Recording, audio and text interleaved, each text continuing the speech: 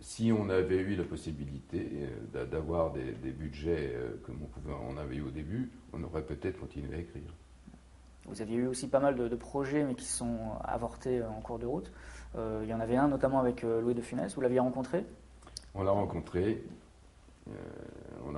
Il jouait au théâtre. Je crois qu'il était assez fan de vous. Enfin, il était assez bon public des Charlots. Oh, je ne sais pas s'il était fan de nous. Il le racontait en tout cas. Donc. Mais il nous a reçus de façon très très sympathique et l'idée de tourner avec nous ne l'a pas rebuté du tout. Il nous avait dit simplement je vous surveillerai. Je suis tout seul contre 4, mais je mettrai des miroirs partout, même quand je serai dans ma loge, je vous verrai. Et il avait plaisanté avec nous, il était très sympa. Et il y avait un projet précis ou c'était juste comme ça, une envie Il y avait un projet précis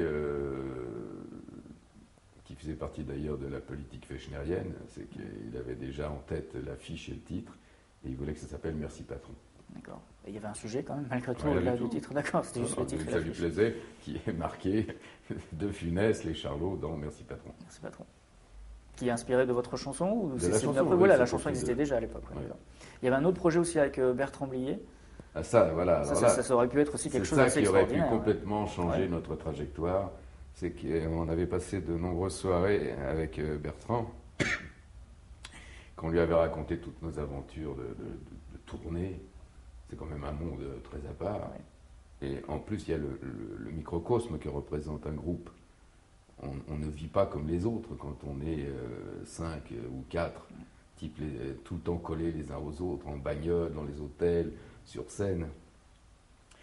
Et toutes ces aventures qu'on lui a racontées, qui étaient toutes plus folles les unes que les autres, l'avaient fasciné, et il avait écrit un très très beau scénar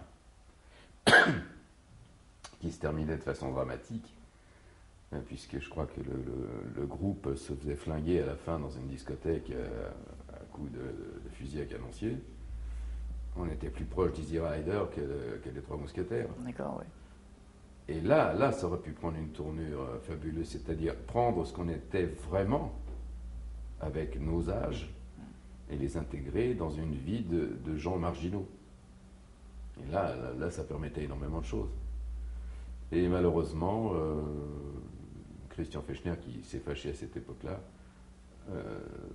a fait de telle sorte que Bertrand a été obligé de lui vendre son scénario, qui est allé tout droit dans une corbeille à papier. C'est dommage.